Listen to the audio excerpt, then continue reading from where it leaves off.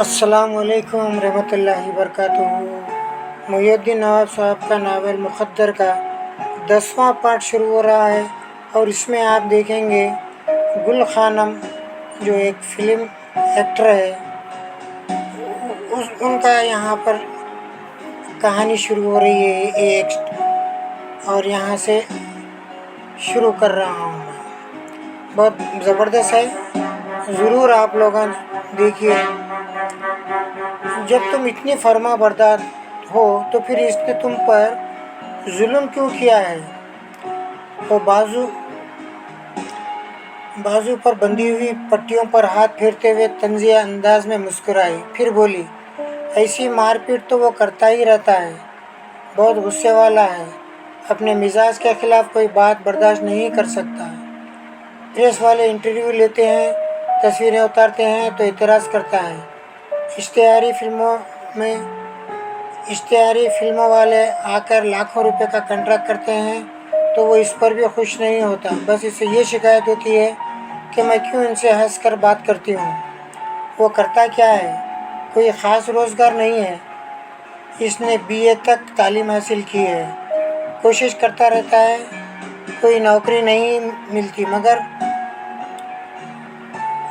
हद हराम नहीं है, कहीं ना कहीं से कुछ ना कुछ करके ले ही आता है।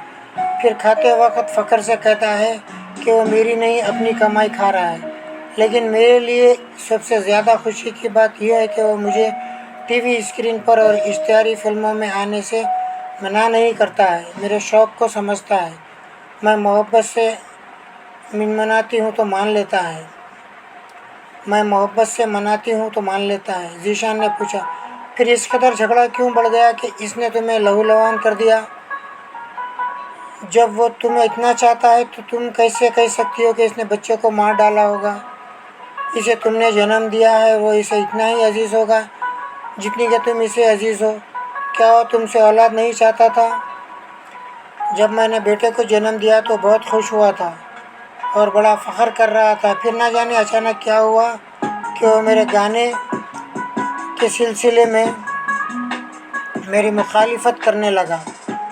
इसने हुक्म दिया था कि आइंदा मैं TV के किसी प्रोग्राम में हिस्सा ना लूं और ना ही किसी इश्तिहारी फिल्म के लिए कोई कॉन्ट्रैक्ट साइन करूं। किसी हाकिम को ऐसा हुक्म नहीं देना चाहिए जिसकी तकमील ना हो सके। ये मेरे लिए ऐसी ही बात थी जैसे वो मुझे बुलंदी पर जाने के बाद नीचे फेंक रहा हो। एक तो वो लाखों रुपये का नुकसान करना चाहता था, दूसरा ये कि जो इज़्ज़त और शोहरत मुझे हासिल हुई थी इसे डुबो देना चाहता था। ज़ीशान ने पूछा, लेकिन इसने ऐसा क्यों हुक्म दिया? वो एक गहरी सांस लेकर बोली, मैंने इसे ये सवाल किया था। इसने कहा था वो मर्द है, खाना इसका काम है, घरवाली का काम सिर्फ खाना है। वो जो कमाता है मुझे इसी में गुजारा करना है। आइंदा इज़्ज़त आबरू से ज़िंदगी गुजारने के लिए इसने कहा कि मैं शोबिस को खैर बात कह दूँ। इस हुक्म पर मैंने जलकर कहा, क्या मैं अब तक इज़्ज़त आबरू नहीं हूँ? क्या मैं बेहयाई से दौलत कमा रही हूँ? अगर तुमने मुझे ज़रा सी भी बेहयाई देखी हो तो बताओ। मेरी इस बात पर इसने कहा कि देखी नहीं है, मगर आसार बता रहे हैं कि तुम इन रास्तों पर चल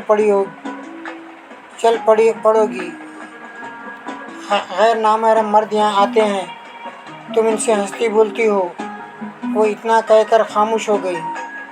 शायद माजी में झांकने रहने से इसे तकलीफ़ होने लगी थी। फिर वो बड़े ठहरे हुए अंदाज में बोली, इसने कहा था वो सिर्फ एक बात जानता है कि मैं इसकी शरीक हयात हूँ। मुझे सिर्फ इसके साथ हंसना बोलना चाहिए, सिर्फ इसके साथ ज़िंदगी गुजारनी है, किसी गैर के सामने नहीं जाना है, कोई मेरा चेहरा भी नहीं देखेगा। वो एक ज़रा रुकी, फिर एक गहरी सांस लेकर बोली, अपने मर्द की जूतियाँ जो पाबंदियाँ मुझे अच्छी लगती थी अब वो बोझ लगने लगी। मैंने इसे मोहब्बत से, मिन्नत समाजत से समझाया, लेकिन वो अपनी ज़िद पर अड़ा रहा। इस तरह हमारा झगड़ा बढ़ता गया, नौबत मारपीट तक आ गई। फिर ये लड़ाई झगड़े आज इंतहा को पहुंच गए। जीशान ने पूछा, आज क्या हुआ था? आज इसने कहा कि अगर मैं शोबिस की दुनिया नहीं छोड़ूंगी तो वो मुझे छोड़ देगा, तलाक देगा और मेरे बच्चों को जान से मार डालेगा। वो बच्चों को क्यों मारना चाहता है जबकि वो इसका अपना बेटा है? वो कह रहा था कि वह अपने खून और अपनी नस्ल को मुझ जैसी औरत के साए में परवरिश पाने नहीं देगा। वो ये क़ानूनी नुक्ता समझता था कि बच्चा कम से कम 6 बरस तक तो मेरे ही पास परवरिश पाएगा, और वो ऐसा नहीं चाहता था। मैंने साफ कह दिया कि मैं अपने बेटे का शानदार मुस्तकबिल बनाना चाहती हूँ, और इसे सिर्फ मेरे भरपूर कमाई से ही हो सकता है। इसकी महदूद आमदनी से बेटे का मुस्तकबिल नहीं संवर सकेगा। वो एक तवक्कुफ़ के बाद बोली। इस बात पर इसने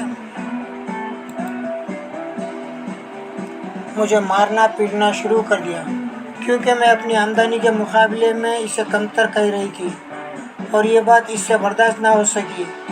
मैंने भी अपना बचाव करते हुए ये फ़ैसला सुना दिया कि मैं शोबिस की दुनिया में रहकर अपने बच्चे को अपने साथ रखूँगी और उसकी महदूद आमदनी पर भरोसा नहीं करूँगी।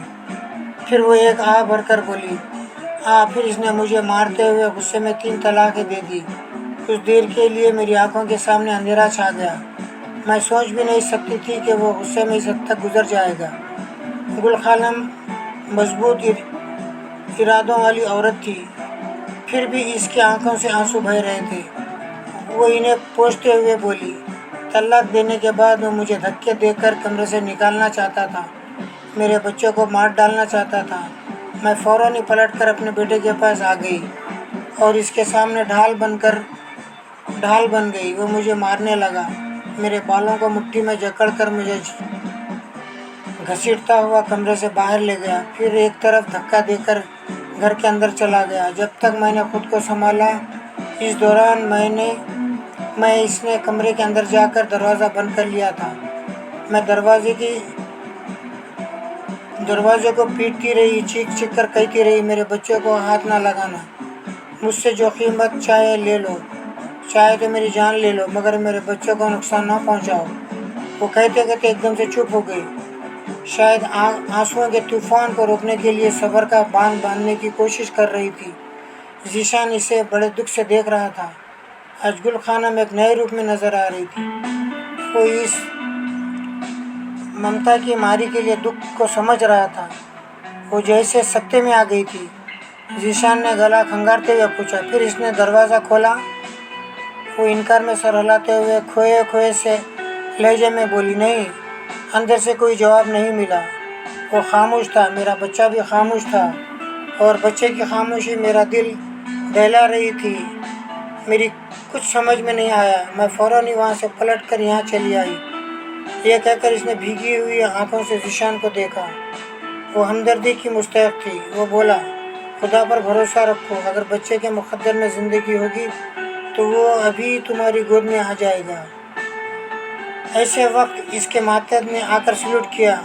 फिर कहा, सर, हमने यावर खां को गिरफ्तार कर लिया है, इसे बाहर बिठाया गया है। गुल खानम ने बेचैनी से पूछा, और मेरा बच्चा? मातहत ने हिचकिचा कर गुल खानम को और फिर जीशान को देखा। इसके बाद कहा, हमने बच्चे की लाश अस्पताल पहुंचा दी है, पोस्टमार्टम हो रहा है। गुल खानम कुर्सी से उछलकर खड़ी हो गई, चीखते चिल्लाते कहने लगी, नहीं नहीं, मेरा बच्चा नहीं मर सकता। वो चिल्लाती जा रही थी, तेजी से चलती हुई कमरे से बाहर आ गई। जीशान वगैरह भी इसके पीछे पीछे बाहर आ गए।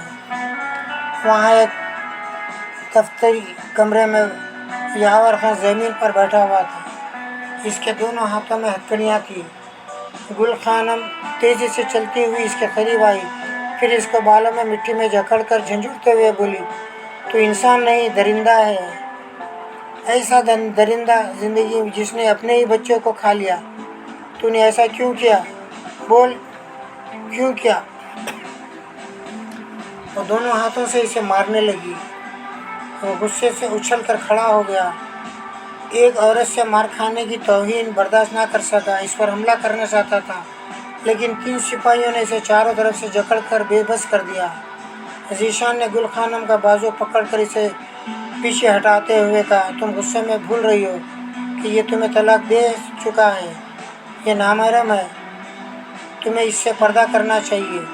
گل خانم جیسے چونک گئی، فوراً ہی دوسری طرف منہ پھیر کر کھڑی ہو گئی، چادر کو گھونگھٹ بناتے ہوئے بولی، خدا مجھے میرے بچے کے پاس لے چلیں، مجھے میرے بچے کے پاس لے چلیں، میں اسے دیکھنا چاہتی ہوں، میں اپنے بچے کا انتقام اس درندے سے ضرور لوں گی، اگر مجھے عدالت سے انصاف نہ ملا تو میں اسے اپنے ہاتھوں سے گولی ماروں گی۔ یاور خان نے غصے سے تلملا کر کہا، تو مجھے کیا مارے گی؟ میں ہی تجھے زندہ نہیں چھوڑوں گا۔ یہ پولیس والے جھوٹ بول رہے ہیں، میں نے اپنے بیٹے کو قتل نہیں کیا ہے۔ اور یہ کیا کہہ رہے ہیں؟ کیا میں نے تجھے طلاق دی ہے؟ کیا اس اپنے کانوں سے طلاق کا لفظ سنا ہے؟ ذیشان نے گل خانم کو دیکھا، وہ بولی، انہوں نے نہیں سنا، کسی نے نہیں سنا، میں نے سنا ہے، اور میں اس بات کو گواہ ہوں کہ تو نے مجھے 3 طلاق دی ہے۔ وہ دھاڑا، بکواس مت کر، غصے میں اگر میں طلاق کا لفظ استعمال کر لیا تو اس کا مطلب یہ نہیں ہوا کہ میرے نکاح سے خارج ہو گئی ہے، تو میری بیوی ہے اور رہے گی۔ ذیشان نے مداخلت کی، تم خردماغ ہو، دین اسلام کے اصولوں کے بارے میں کچھ نہیں جانتے ہو، علماء دین سے پوچھو گے تو وہ فتویٰ دے دیں گے کہ طلاق ہو چکی ہے۔ گل خانم دوہرے صدمے سے گزر رہی تھی، بری طرح ٹوٹنے کے باوجود خود کو سنبھالنے کی کوشش کر رہی تھی۔ اس نے ذیشان سے کہا، آپ اس بدبخت سے کہہ دیں کہ یہ میری کوٹھی کے احاطے میں قدم نہ رکھے، یہ تو جیل سے باہر قدم نہیں نکال سکے گا، پھر تمہاری کوٹھی میں کیسے پہنچے گا؟ ایک معصوم بچے کو ہلاک کرنے کے جرم میں نہ جانے اسے کتنی لمبی سزا ملے گی۔ یاور خان کو سزا پانے کا خوف نہیں تھا، وہ ذرا پریشان سا ہو کر چادر میں چھپی گل خانم کو دیکھ رہا تھا۔ یہ سوچ بھی نہیں سکتا تھا کہ غصے سے طلاق دے دے گا تو سچ مچ کی طلاق ہو جائے گی اور اس کی محبوبہ جیسی بیوی بیگانی ہو جائے گی۔ یاور نے ایک دم سے چونک کر ذیشان سے کہا، یہ تو کوئی بات نہ ہوئی کہ انسان غصے میں طلاق دے گا تو طلاق ہو جائے گی، غصے میں کسی کو گالی دے گا تو وہ گالی اسے لگ جائے گی، غصے میں قتل کرنے کو کرے گا تو کیا وہ قاتل بن جائے گا؟ ہاں، تم نے غصے میں یہی کیا ہے، اپنے بیٹے کو ہلاک کر دیا ہے۔ میں اتنا ظالم نہیں ہوں کہ اپنے بیٹے کو اپنے ہاتھوں سے ہلاک کروں، مجھے جھوٹا الزام نہ دو۔ ذیشان نے پوچھا، اگر تم نے اسے نہیں مارا ہے تو وہ کیسے مر گیا؟ کیا تم نے اس کا گلا نہیں دبایا تھا؟ وہ انکار میں سر ہلا کر بولا، نہیں، میں نے اس کا گلا نہیں دبایا تھا۔ کیا تم نے اس کے منہ پر ہاتھ نہیں رکھا تھا؟ وہ سوچتی ہوئی نظروں سے ذیشان کو دیکھنے لگا، پھر گل خانم کی طرف دیکھتے ہوئے بولا، ہاں، جب میں نے اسے کمرے سے باہر نکال کر دروازے کے اندر سے بند کیا تو یہ دروازے کو پیٹنے لگی تھی، ایسے میں بچہ زور زور سے رونے لگا تھا تو میں نے اس کا منہ دبایا تھا تاکہ اس کا رونا بند ہو جائے۔ گل خانم یہ باتیں سن کر صدمے سے چور ہو رہی تھی، پھوٹ پھوٹ کر رونے لگی۔ ذیشان نے ناگواری سے یاور کو دیکھا، پھر کہا، تم نے بچے کا منہ اس وقت تک دبائے رکھا جب تک گل خانم دروازہ پیٹتی رہی، پھر اس کے جانے کے بعد تم نے بچے کے منہ سے ہاتھ ہٹایا۔ یاور خان نے سر کو جھکا لیا، کہا، خدا گواہ ہے، میں نے جان بوجھ کر اسے ہلاک نہیں کیا ہے، اگر وہ ایسے ہی مر گیا ہے تو خدا مجھے معاف کرے۔ گل خانم نے تڑپ کر کہا، خدا تجھے معاف نہیں کرے گا، میں بھی معاف نہیں کروں گی، میرے بیٹے کی طرح تو بھی مارا جائے گا اور بہت جلد مارا جائے گا۔ میز پر رکھے فون کی گھنٹی بجنے لگی۔ مہتت نے فون ریسیور اٹھا کر کان سے لگایا، پھر دوسری طرف کی باتیں سننے کے بعد کہا، ذرا 1 منٹ۔ اس نے ذیشان کی طرف دیکھتے ہوئے کہا، سر پوسٹ مارٹم ہو چکا ہے، کیا بچے کی لاش یہاں منگوائی جائے؟ گل خانم تڑپ کر مہتت کو دیکھا۔ ذیشان نے کہا، نہیں، इसे कोठी में ले जाओ। गुल खानम वहीं जा रही हैं। गुल खानम दोनों हाथों से चेहरे को ढांप कर रोने लगी। इस माँ ने 9 माह तक इस बच्चे को अपने कोख में रखा था। बड़े चाव से इसकी आमद का इंतज़ार करती रही थी, और जब वो इस दुनिया में आया तो इसके शफ़ाक और संगदिल बाप ने इसे हलाक कर डाला। इस माँ ने नाकाबिल बयान तकलीफ़ से गुजरकर मौत से लड़ते हुए इस बच्चे को जन्म दिया था। दरिंदे ममता के करब को नहीं समझते, एक चुटकी में इसकी तख्लीक को मसल डालते हैं। आईनी तमाम मामला से निमट कर बड़े सुकून से उरूज के साथ सो रही थी। इसकी कोठी में सब ही जाग रहे थे। फलकनाज, बेगम आफ्ताब और फलक आफ्ताब अस्पताल तक भटकते रहने के बाद वापस आ गए थे और अब ड्राइंग रूम में बैठकर उरूज को कोस रहे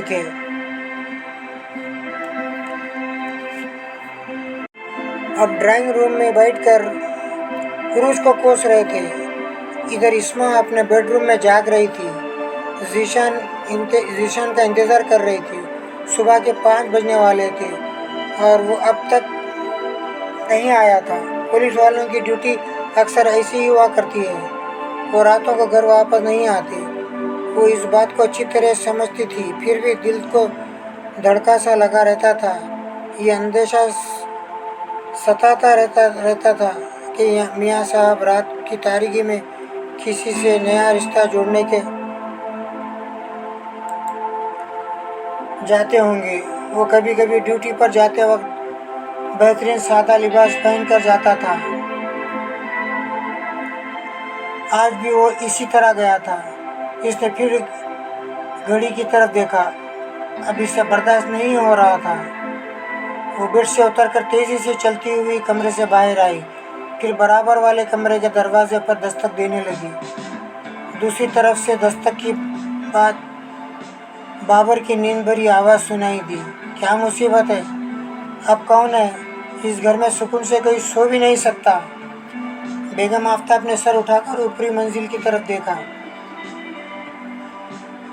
फिर कहा, ये किसके दरवाजे पर दस्तक हो रही है? वहाँ कौन है? फलक नाज ने नागवारी से कहा, ऊपर तो सिर्फ 2 ही हैं, बाबर और हमारी बहू रानी। जीशान तो अपनी ड्यूटी पर है। बेगम आफ्ताब ने कहा, मगर इतनी रात को क्या हो रहा है? वो उठकर खड़ी हो गई। ऊपर जाना चाहती थी। फलक आफ्ताब ने पूछा, तुम कहाँ जा रही हो? क्या बहू के खिलाफ जासूसी करोगी? ये सोचो कि वो तुम्हारे बेटे के साथ है। बहू पर ना सही मगर अपने बेटे के कैरेक्टर पर तो भरोसा करो। मुझे अपने बाबर पर भरोसा है, लेकिन मालूम तो वो इतनी रात को क्यों जाग रहे हैं? हम क्यों जाग रहे हैं, इसी तरह वो भी जाग रहे हैं। यहाँ चुपचाप बैठ जाओ। बेगम ने बेबसी से शौहर को देखा, फिर मुंह बनाकर सोफे पर बैठ गई। इधर बाबर ने नींद में आंखें खोलते हुए दरवाजे के पास आकर झंझलाते हुए इसे खोला तो अस्मा को देखते ही एकदम से नरम पड़ गया। परेशान होकर बोला, भाभी जान, आप इतनी रात को आइए, अंदर आइए। इसने दरवाजे को पूरी तरह खोला। वो अंदर आकर बेड के सिरे पर बैठ गई। बाबर ने इसके सामने एक कुर्सी पर बैठते हुए पूछा, क्या भाईजान नहीं है? वो इनकार में सर हिलाकर बोली, सुबह के 5 बज रहे हैं, वो रात गए हुए हैं और अब तक वापस नहीं आए। ओ भाभी जान, आप तो जानती हैं कि ऐनी ने सबको परेशान कर रखा है। सब इसी की तलाश में भटक रहे हैं। भाईजान पुलिस अफसर हैं, वो इसे ढूंढ निकालने के लिए अपने तमाम ज़राए इस्तेमाल कर रहे हैं। इन्हें आने में देर तो होगी। क्या किसी को तलाश करने या किसी मुजरिम को गिरफ्तार करने के लिए लिबास पर परफ्यूम स्प्रे करके जाया जाता है? बाबर ने इसे मुस्कुराकर देखा, फिर कहा, आप भाईजान पर की आदत जानती हैं। जब वो सादे लिबास में बाहर जाते हैं तो परफ्यूम वगैरह इस्तेमाल करते हैं। क्या आपने कभी इन्हें वर्दी पर परफ्यूम स्प्रे करते हुए देखा है? वो एक ज़रा खफी से बोले, तुम तो भाई की हिमायत में ज़रूर बोलोगे, मेरे अंदेशों को कभी नहीं समझोगे। भाभी जान, इस घर में जितना भी आपको समझता हूँ और जितनी मोहब्बतें मैं देता हूँ, इतना आपको ना तो कोई समझ सकता है और ना ही मोहब्बतें दे सकता है। आपकी मेडिकल रिपोर्ट नेगेटिव है और भाईजान की पॉजिटिव है। बस इसीलिए आपके दिल का धड़का सा लगा रहता है कि वो दूसरी शादी कर लेंगे या किसी और के तरफ बहक जाएंगे। तुम्हारी मम्मी तो दूसरी शादी के लिए पूरा जोर लगा रही है। आखिर जीशान कब तक इनकार करते रहेंगे? मैं भाईजान के मिजाज को अच्छी तरह समझता हूँ और बचपन से देखता आया हूँ, और आप भी अच्छी तरह जानती हैं कि भाईजान रोमांटिक नहीं है, कभी किसी औरत को नज़र भर नहीं देखते। पुलिस वालों की नज़रों से इसे देखते हैं जैसे गोली मार रहे हों। इनमें दिलचस्पी लेने वालियाँ सहम जाती हैं। फिर इसने इस्मा के हाथ को अपने हाथ में लेते हुए कहा, भाभी जान नहीं जानती कि भाईजान आपको किस कदर चाहते हैं। वो तो मम्मी की ज़बान से आपके ख़िलाफ़ एक लफ्ज़ तो सुनना भी नहीं पसंद करती। ये तो मैं जानती हूँ कि वो मुझे दिल और जान से चाहते हैं, और ये भी जानती हूँ कि वो खुद नहीं बहकेंगे, लेकिन बहकाने वालियाँ बहका देती हैं और फिर मम्मी का प्रेशर इन पर बढ़ता रहता है। आखिर कब तक दूसरी शादी से कतराते रहेंगे? वो हंसते हुए बोला, शक का इलाज तो हकीम लुकमान के पास भी नहीं था। अगर आपके पास कोई इलाज है तो फिर मुझे बताइए। वो इसे सोचती हुई नज़रों से देखने लगी, फिर बोली, हाँ एक रास्ता है। अच्छा तो फिर बताएं। हम अभी इसी रास्ते पर चलेंगे। पहले तो ये समझ लो कि तुम्हारे मम्मी डैडी सिर्फ इसलिए मुझसे खुश नहीं है कि मैं इन्हें एक पोती या पोते का तोहफा नहीं दे सकी। अगर मैं इस घर में औलाद हो जाए तो इनकी शिकायतें किसी हद तक दूर हो जाएंगी, लेकिन पोती या पोता आएगा कहाँ से? तुम चाहोगे तो इस घर में बच्चे ही बच्चे खेलते कूदते और दिखाई देंगे। और गहरी सांस लेकर बोला, अच्छा तो आप मुझे शादी के झमेले में उलझाना चाहती हैं, ये जानते हुए भी कि मैं डैडी के डूबते हुए कारोबार को संभाल रहा हूँ और इसे आगे बढ़ाने की कोशिश कर रहा हूँ। मेरा सारा ध्यान सिर्फ कारोबार की तरफ है। तुम कारोबार की तरफ ध्यान देते हुए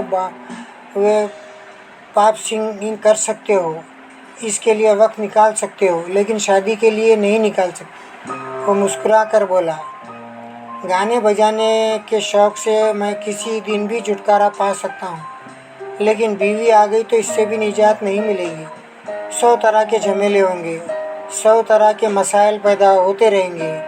वो इसे घूरते हुए बोली, इसका मतलब है कि मैं तुम्हारे भाई की ज़िंदगी में आकर 100 तरह के झमेले और 100 मसाइल पैदा कर रही हूँ। इससे बड़ा और क्या मसला होगा कि औलाद नहीं हो रही है, और इस वजह से आप तनकीद का निशाना बनती रहती हैं। क्या ये इस घर का सबसे बड़ा मसला नहीं है?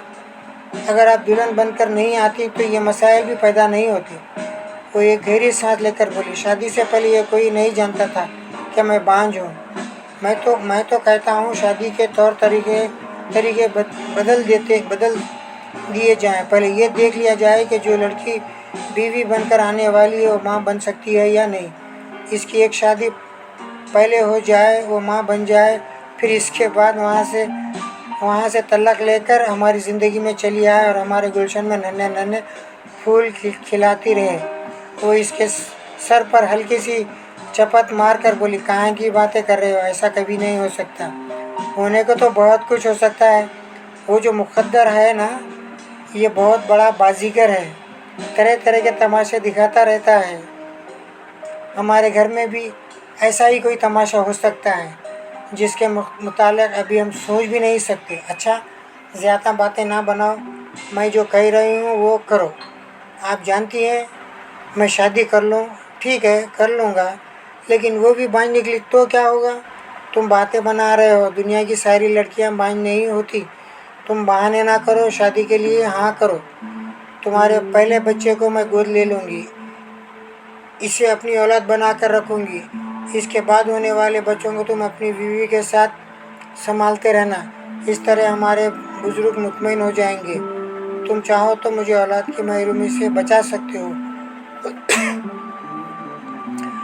भाभी जान, आप ये अच्छी तरह जानती हैं कि इस घर में मेरी शादी की कोई अहमियत नहीं है। जब तक आईनी राज़ी ना होगी तब तक कोई मेरी तरफ तवज्जो नहीं देगा और ना ही मुझे किसी दूसरी जगह शादी की इजाज़त दी जाएगी। वो परेशान होकर इसे देखने लगी, फिर चहक कर बोली, वो इजाज़त ना दें, तुम छुप कर शादी कर लो। तुम चाहो तो मेरे लिए बहुत कुछ कर सकते हो। भाभी जान, मैं आपके लिए जान दे सकता हूँ, लेकिन ये मुनासिब रहेगा कि मैं छुप कर शादी करूँ और छुप कर औलादें पैदा करूँ और फिर इस औलाद को तो माँ बाप के सामने लाना ही होगा। जब औलाद हो जाएगी तो तुम्हारे मम्मी डैडी को सबसे ज़्यादा खुशी होगी। वो तो इस बात को भूल जाएंगे कि तुमने इन्हें धोखा देकर कहीं छुप कर शादी की थी। वो इस फल देने वाली बहू को भी कबूल कर लेंगे, हरगिज़ नहीं कबूल करेंगे। ऐनी की मौजूदगी में वो किसी दूसरी लड़की को इस घर की बहू नहीं बनने देंगे। आप इस बात को समझती क्यों नहीं हैं? वो एक झटके से उठकर बोली, मैं सब समझती हूँ, मगर कुछ समझना भी नहीं चाहती। बस एक बात कहती हूँ, तुम्हें मेरी खातिर शादी करनी होगी। मैं तुम्हारी भाभी हूँ, तुम मुझे माँ की तरह चाहते हो। क्या इस माँ की गोद में एक औलाद नहीं दे सकते? ये कहकर वो कोई जवाब सुनने बगैर तेज़ी से चलती हुई कमरे से बाहर चली गई। वो खुले हुए दरवाजे को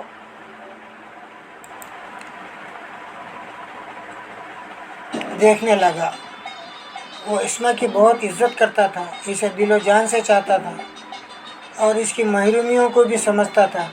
संजीदगी से सोच रहा था कि वो इसके लिए क्या कर सकता है। जवानी में नींद भी आती है और ख्वाब भी आते हैं। अगर कोई चुपके से दिल को ख्वाबगाह में चले आए तो फिर नींद नहीं आती, ख्वाब आते हैं। पाशा जानी अपने बिस्तर पर सारी रात करवटें बदलता रहा और ख्वाब में इसे देखता रहा। अब से पहले भी वो इसे बारहा देख चुका था। तकरीबन 8 माह पहले एक उम्र रसीदा शख्स हादसे से दो चार हुआ था। सड़क के किनारे ज़ख्मी पड़ा हुआ था, लोगों की भीड़ थी। इसी वक्त वो भी अपनी टैक्सी लेकर वहाँ पहुँच गया था। लोगों ने इससे कहा कि वो इस ज़ख्मी को अपनी टैक्सी में डालकर अस्पताल पहुँचा दे। फिर वो शख्स इसे उठाकर टैक्सी की पिछली सीट पर ले आया था। वो इसे अस्पताल के इमरजेंसी वार्ड में ले गया। वो उम्र रसीदा शख्स बेहोश पड़ा हुआ था, बहुत सारा खून बह चुका था। इसे अटेंड करने के लिए लेडी डॉक्टर उरुज वहाँ पहुँची तो पता चला कि वो ज़ख्मी इसका बाप सैयद तुराब अली शाह है। वो इसी हालत में देखकर परेशान हो गई थी और पाशा जानी इसे देखता ही रह गया था। ये नहीं जानता था कि वो कोई हसीन आलम थी। ये ज़रूरी नहीं है कि वो दिलो दिमाग को मुतासर करने वाली लड़की हसीन तरीन हो। एक मामूली शक्ल और सूरत की लड़की भी अपने अंदर बला की जाज़बियत रखती है। उरूज भी अब ऐसी ही हालत जाज़बियत थी। उरूज में भी ऐसी ही जाज़बियत थी। जैसे पाशा जानी पहली नज़र में नहीं समझ सकता था, लेकिन मुतासर होता चला गया था। सैयद तुराब अली शाह को फ़ौरन ही ऑपरेशन थिएटर में पहुंचाया गया। खून ज़्यादा बह जाने के बाद खून की 2 बोतलों की ज़रूरत थी। उरूज इस अस्पताल की मशहूर और मारूफ डॉक्टर भी थी। इसके लिए खून हासिल करना कोई बड़ी बात नहीं थी, लेकिन मसला ये था कि तुराब अली शाह के खून का ग्रुप नेगेटिव था और यह ब्लड ग्रुप बड़ी मुश्किल से दस्तयाब होता। इसे बताया गया कि अस्पताल के स्टॉक में ब्लड ग्रुप नहीं है। उरूज ने फ़ौरन ब्लड बैंक वालों से फ़ौरन रद्दा किया तो दूसरी तरफ से कहा गया, डॉक्टर साहबा आप तो जानती हैं कि ये ग्रुप बड़ा नायाब होता है। अभी हमारे ब्लड बैंक में ओ नेगेटिव की एक भी बोतल नहीं है। यहाँ ख़त्म कर रहा हूँ। अब यहाँ से पाशा जानी की स्टोरी शुरू हो रही है। बेहतरीन है।